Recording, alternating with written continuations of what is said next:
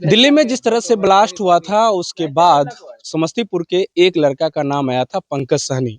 अभी हम पंकज सहनी के गांव में हैं और यहाँ पर देख रहे हैं कुछ लोग आपस में चर्चा कर रहे हैं, पंकज के बारे में जानने के लिए तैयार हैं कि आखिर पंकज उस समय कहाँ था। हम बातचीत करने का प्रयास करेंगे।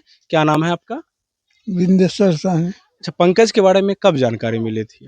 हमारा तो सुबह में मिला है, सूत कर उठे हैं, घूम फिर के आए हैं, तब पता चला है।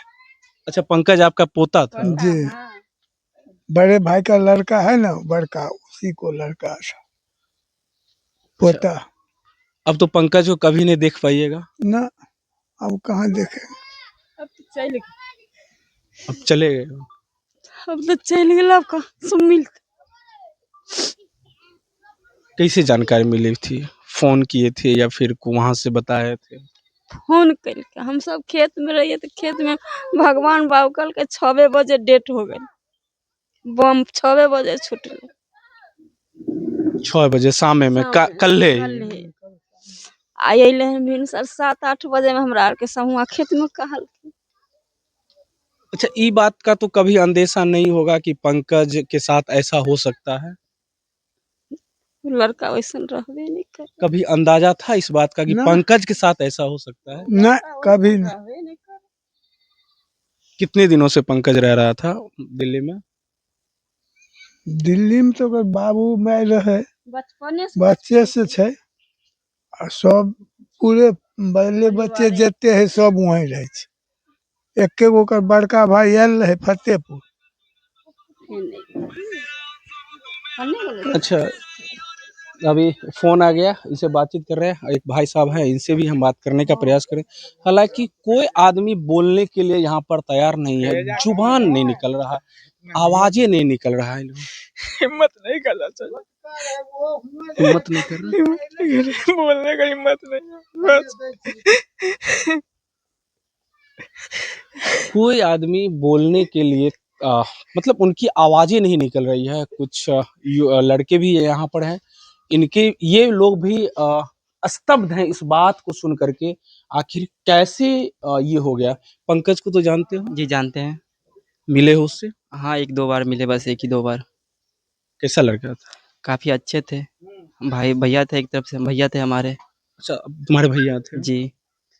लेकिन पंकज के साथ ऐसा हो जाना, विश्वास हो रहा है अपने नहीं, कानों नहीं, पे? नहीं। किसी के, भगवान ना करे किसी के साथ ऐसा हो, लेकिन ऐसा होना भी नहीं चाहिए था। काफ़ी अच्छे थे भैया, और विश्वास नहीं था कि उनके साथ ऐसा भी हो सकता है, लेकिन क्या करें, जो मर्ज़ी भगवान की हो सकती है।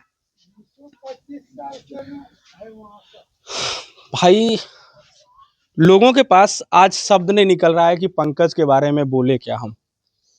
पंकज गांव में आता था, सभी का मिलनसार था, सभी से मिलते थे। लेकिन पंकज के साथ ऐसी घटनाएं घटित होना, किसी को अपने कानों पर विश्वास ही नहीं हो रहा है कि हमने जो पंकज के बारे में सुना, क्या वो सही है या फिर क्या झूठ हो रहा है। लोग ये सोच रहे हैं कि कभी कभी हम जो बातें अपने कानों से सुने हैं वो बातें कहीं ना कहीं झूठ हो जाए, और पंकज जिस तरह से इस गांव से चल करके गए थे उसी प्रकार से चल करके पुनः इस गांव में पहुंचे। लेकिन ऐसा अब संभव नहीं है। चल करके तो पंकज दिल्ली अपने पूरे परिवार के साथ गए थे, लेकिन अब वो चल करके इस गांव नहीं आएंगे।